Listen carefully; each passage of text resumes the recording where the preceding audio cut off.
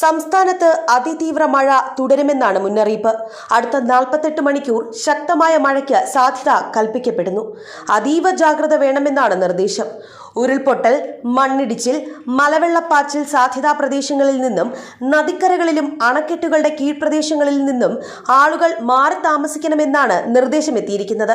ഇത് സംബന്ധിച്ച് ദുരന്ത നിവാരണ അതോറിറ്റി നിർദ്ദേശം പുറപ്പെടുവിച്ചിട്ടുണ്ട്. ദുരന്ത സാധ്യതാ പ്രദേശങ്ങളിൽ ആളുകൾ രാത്രിക്ക് മുൻപ് ക്യാമ്പുകളിലേക്ക് മാറണം. 8 ജില്ലകളിലാണ് റെഡ് അലർട്ട് പ്രഖ്യാപിച്ചിരിക്കുന്നത്. ഇടുക്കി, തൃശൂർ, പാലക്കാട്, മലപ്പുറം, കോഴിക്കോട്, വയനാട്, കണ്ണൂർ, കാസർഗോഡ് ജില്ലകളിലാണ് റെഡ് അലർട്ട്. 24 മണിക്കൂറിൽ 204.4 മില്ലിമീറ്ററിൽ കൂടുതൽ മഴ ലഭിക്കുമെന്നാണ് മുന്നറിയിപ്പുള്ളത്. 24 മണിക്കൂറിൽ 204.4 മില്ലിമീറ്ററിൽ കൂടുതൽ മഴ ലഭിക്കുമെന്നാണ് അതിതീവ്രമായ മഴ എന്നതുകൊണ്ട് ഉദ്ദേശിക്കുന്നത്. കുറഞ്ഞ സമയം കൊണ്ട് വലിയ മഴ ലഭിക്കും. അത് മലവെള്ളപ്പാച്ചിലിനും മിന്നൽ പ്രളയത്തിനും കാരണമായേക്കാം. നഗരപ്രദേശങ്ങളിലും പൊതുവെ താഴ്ന്ന പ്രദേശങ്ങളിലും വെള്ളക്കെട്ട് രൂപപ്പെടാനും സാധ്യതയുണ്ട്. പൊതുജനങ്ങളും സർക്കാർ സംവിധാനങ്ങളും അതീവ ജാഗ്രത പുലർത്തണമെന്നും നിർദ്ദേശമുണ്ട്. പത്തനംതിട്ട, ആലപ്പുഴ, കോട്ടയം, എറണാകുളം ജില്ലകളിൽ ഓറഞ്ച് അലേർട്ടും പ്രഖ്യാപിച്ചിട്ടുണ്ട്. ഒറ്റപ്പെട്ട ഇടങ്ങളിൽ അതിശക്തമായ മഴയ്ക്കുള്ള സാധ്യതയും പ്രവചിച്ചിരിക്കുന്നു. 24 മണിക്കൂറിൽ 115.6 മില്ലിമീറ്റർ മുതൽ 204.4 മില്ലിമീറ്റർ വരെ മഴ ലഭിക്കുമെന്നാണ് അതിശക്തമായ മഴ എന്നതുകൊണ്ട് അർത്ഥമാക്കുന്നത്. തിരുവനന്തപുരം, കൊല്ലം ജില്ലകളിൽ യെല്ലോ അലേർട്ടാണ്. വരും ദിവസങ്ങളിലും മഴ തുടരുമെന്നാണ് കാലാവസ്ഥാ നിരീക്ഷണ കേന്ദ്രത്തിന്റെ മുന്നറിയിപ്പ്.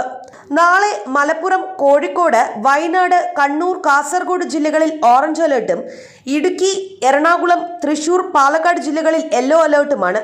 മറ്റന്നാൾ കണ്ണൂർ, കാസർഗോഡ് ജില്ലകളിൽ ഓറഞ്ച് അലേർട്ട് പ്രഖ്യാപിച്ചിട്ടുണ്ട്. മലപ്പുറം, കോഴിക്കോട്, വയനാട് ജില്ലകളിൽ യെല്ലോ അലേർട്ടും പ്രഖ്യാപിച്ചു. ശക്തമായ മഴയെ തുടർന്ന് പത്തനംതിട്ടയിൽ നാളെ പ്രൊഫഷണൽ കോളേജുകളും ട്യൂഷൻ സെന്ററുകളും അടക്കമുള്ള എല്ലാ വിദ്യാഭ്യാസ സ്ഥാപനങ്ങൾക്കും ജില്ലാ കളക്ടർ അവധി പ്രഖ്യാപിച്ചിരിക്കുകയാണ്. അതേസമയം ദുരന്ത ഭൂമിയായി മാറിയിരിക്കുകയാണ് വയനാട് മുണ്ടക്കൈ. ഇനിയും ഉരുൾപൊട്ടൽ പ്രതീക്ഷിക്കാമെന്നും കാഴ്ച കാണാൻ എത്തുന്നവരും രക്ഷാപ്രവർത്തനത്തിന്റെ ഭാഗമായി പ്രവർത്തിക്കുന്നവരും പ്രത്യേകം ശ്രദ്ധിക്കണമെന്നാണ് PV അൻവർ MLA നിർദ്ദേശം നൽകിയിരിക്കുന്നത്. ഉരുൾപൊട്ടൽ നമുക്ക് മുൻ അനുഭവം ഉള്ളതാണ്. നമ്മൾ നിൽക്കുന്ന പ്രദേശത്തേക്ക് ഒരു സെക്കൻഡ് കൊണ്ട് കിലോമീറ്റർ കണക്കിന് വേഗതയിൽ വെള്ളം കുതിച്ചു കയറുന്ന അവസ്ഥ. കാലാവസ്ഥ വീണ്ടും മോശമാകുന്നു. ഉരുൾപൊട്ടൽ ഇനിയും പ്രതീക്ഷിക്കാം. അതുകൊണ്ട് കാഴ്ചകൾ കാണാനായി പുഴക്കരയിൽ നിൽക്കുന്നവർ സുരക്ഷിതമായ സ്ഥലത്താണ് എന്ന് വിചാരിക്കരുത്. കാഴ്ച കാണാനും അല്ലാതെയും ദുരന്തത്തിന്റെ ഭാഗമായി ഡെസ്ക് പ്രവർത്തനത്തിലുള്ളവരും പ്രത്യേകം ശ്രദ്ധിക്കണം.